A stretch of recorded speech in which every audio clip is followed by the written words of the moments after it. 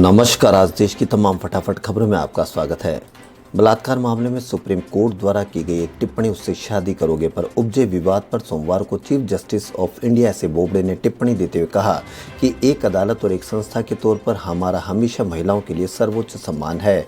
उन्होंने कहा कि खबरों और एक्टिविस्ट ने क्या आप उससे शादी करेंगे टिप्पणी को संदर्भ से बाहर देखा, जो कि विवाद पैदा करने और अदालत की छवि को धूमिल करने के लिए था। सुप्रीम कोर्ट ने कहा कि उसने मामले के संदर्भ में याचिकाकर्ता व्यक्ति से पूछा था कि क्या वह शिकायत से शादी करेगा। उसने उसे जाओ और शादी करो के लिए नहीं कहा था। सीजेआई बोबडे की पीठ ने कहा कि उस मामले में अदालत के समक्ष कार्रवाई की पूरी तरह से गलत रिपोर्टिंग की गई। कांग्रेस ने सोमवार को आरोप लगाया कि केंद्र सरकार पेट्रोल, डीजल और रसोई गैस की कीमतों में बढ़ोतरी के मुद्दे पर संसद में चर्चा करने के लिए तैयार नहीं है।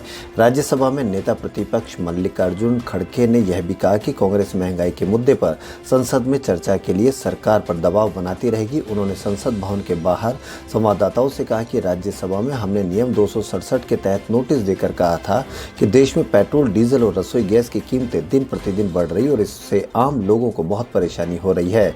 ऐसे में इस पर चर्चा हो। बहुचर्चित बटला हाउस एनकाउंटर में साकेत कोर्ट को फैसले में आरोपी आरिज खान को दोषी ठहराया गया है।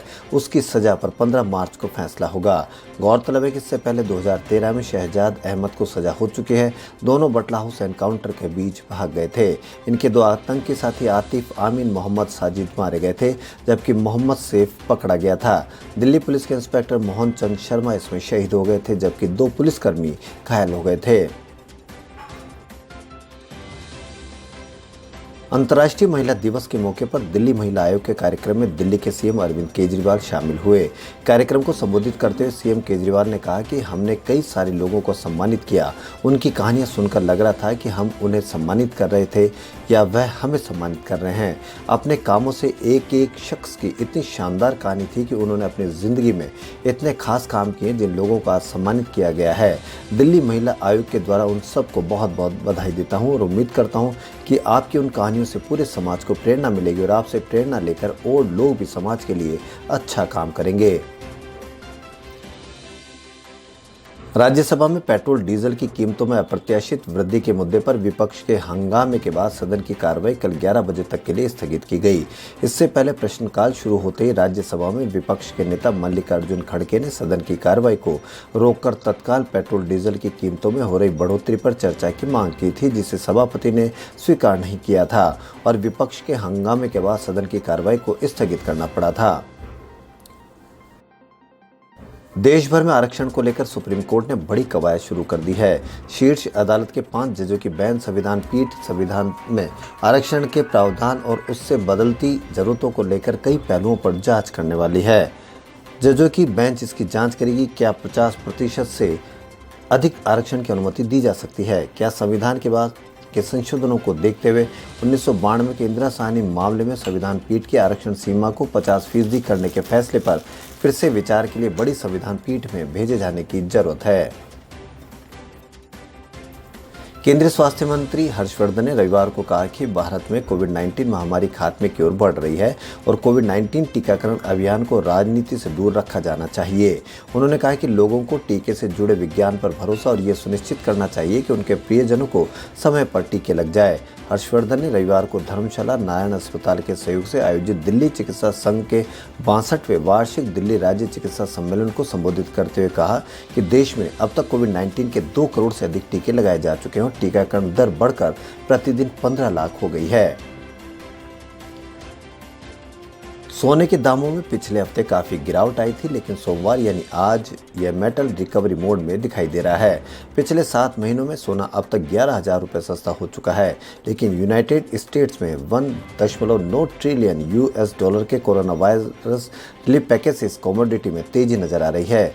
goldprice.org के मुताबिक सोमवार को सोने के इंटरनेशनल स्पॉट प्राइस में 0.3% की तेजी दिख रही है, जिसके बाद सोना 1706.11 डॉलर प्रति औंस के आसपास कारोबार कर रहा है। शुक्रवार को सोना 8 जून के बाद सबसे निचले स्तर 1686.40 तक गिर गया था। संसद के बजट सेशन का दूसरा चरण आज से शुरू हुआ। सदन की शुरुआत में ही विपक्ष ने पेट्रोल डीजल की बढ़ती कीमतों का मुद्दा उठाया, उस पर चर्चा की मांग की। सभापति की मंजूरी नहीं मिलने के बाद विपक्ष ने हंगामा शुरू कर दिया। राज्यसभा को कल सुबह 11 बजे तक के लिए स्थगित करना पड़ा। सांसद वंदना चव्हाण ने बताया कि कई सदस्यों के अनुरोध के बाद कल से सदन की कार्रवाई सुबह 11 बजे से शाम 6 बजे तक चलाने का फैसला किया गया है। इस दौरान राज्यसभा के सदस्य राज्यसभा और गैलरी में ही बैठेंगे। इसके अलावा लोकसभा की कार्रवाई भी पहले की तरह ही चलेगी। कोरोना की वजह से दोनों सदनों को 2 शिफ्ट में चलाया जा रहा है। पश्चिम बंगाल विधानसभा चुनाव में टीएमसी प्रमुख और राज्य की मुख्यमंत्री ममता बनर्जी ने महिलाओं को साधना शुरू कर दिया है। दीदी ने लगातार दूसरे दिन सोमवार को महिलाओं की पदयात्रा निकालकर वुमेन पावर दिखाई। एक दिन पहले भी यानी 7 मार्च को जब प्रधानमंत्री नरेंद्र मोदी कोलकाता के ब्रिगेड परेड ग्राउंड में रैली कर रहे थे, तब ममता ने सिलीगुड़ी में गैस सिलेंडर की कीमतों में हुई वृद्धि को लेकर महिलाओं के साथ पैदल मार्च किया था। भोपाल की डॉक्टर गीता रानी एक ऐसी फील्ड से पुरुषों का एकाधिकार खत्म कर रही है जिसे उनसे पहले तक महिलाओं के लिए अछूत माना जाता रहा था। डॉक्टर गीता रानी पोस्टमार्टम करती है। करीब 32 साल के अपने करियर में वो अब तक 9,500 से ज़्यादा पोस्टमार्टम कर चुकी है। ऐसा रिकॉर्ड बनाने वाली वह अकेली महिला है जो फॉरेंसिक मेडिसिन में एमडी करने वाली मध्य प्रदेश की इकलौती महिला भी है। 63 साल की डॉक्टर गीता आज भी पूरे जुनून और जज्बे के साथ काम करती है। OIC श्रेणी के लोगों को देश में आर्थिक, वित्तीय और शिक्षा के क्षेत्र में FEMA के तहत होने वाली गतिविधियों के लिए विदेशी नागरिक।